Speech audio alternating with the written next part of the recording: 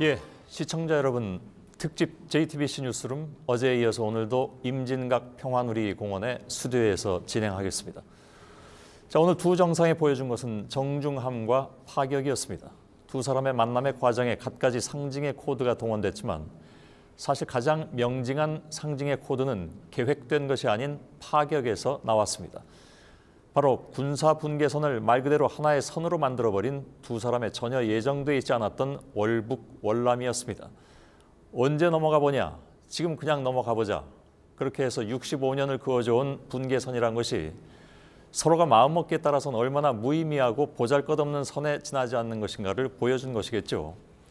그리고 이어진 정상회담과 도보다리 위의 단독회담, 그리고 마지막 비핵화를 담은 공동선언문을 함께 발표하는 장면까지 오늘 하루 남북은 말 그대로 지난 11년을 극복하는 드라마틱한 장면들을 보여줬습니다.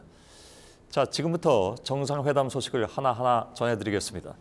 다만 미리 말씀드릴 것은 저희들이 순서를 다 정해놓고 뉴스를 진행하긴 합니다만은 오늘 하루 굉장히 상황이 변화 있게 돌아갔고 지금 이 시간에도 마찬가지이기 때문에 생각한 대로 바로바로 뉴스를 못 전해드리는 상황도 발생할 것 같아서 일단 미리 좀 양해의 말씀을 구해놓고 시작을 하겠습니다. 자, 두 정상은 오늘 오후에 공동 발표한 판문점 선언에서 한반도에 더 이상 전쟁은 없을 것이라고 선언했습니다. 선언문에는 핵 없는 한반도, 완전한 비핵화라는 표현이 들어가 있습니다. 한국 전쟁이 끝난 지 65년 만에 종전 선언을 하고 평화협정도 체결하기로 했습니다. 이와 함께 단계적인 군축과 이산가족 상봉을 하기로 합의했고 올가을에 평양에서 4차 정상회담을 하기로 했습니다. 먼저 비핵화 합의 소식을 서복현 기자가 보도해드리겠습니다. 문재인 대통령과 김정은 국무위원장은 한반도의 평화와 번영, 통일을 위한 판문점 선언이란 공동선언문에 서명했습니다. 두 정상은 선언문도 공동으로 발표했습니다. 선언문에는 완전한 비핵화라는 문구가 적시됐습니다. 오늘 김정은 위원장과 나는 완전한 비핵화를 통해 핵 없는 한반도를 실현하는 것이 우리의 공동 목표라는 것을 확인했습니다.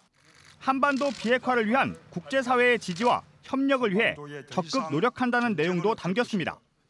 또 정전협정 체결 65년이 되는 올해에 종전을 선언하고 정전협정을 평화협정으로 전환하기로 했습니다. 무엇보다도 온 결의가 전쟁 없는 평화로운 땅에서 번영과 행복을 누리는 새 시대를 열어나갈 확고한 의지를 같이 하고 이를 위한 실천적 대책들을 합의하였습니다. 선언문에는 그 어떤 형태의 무력도 사용하지 않을 때 대한 불가침 합의를 재확인한다는 것도 포함됐습니다. 이와 함께 공고한 평화체제 구축을 위해 남북미 3자와 남북미 중의 4자 회담 개최를 적극 추진하기로 했습니다. JTBC 서복현입니다.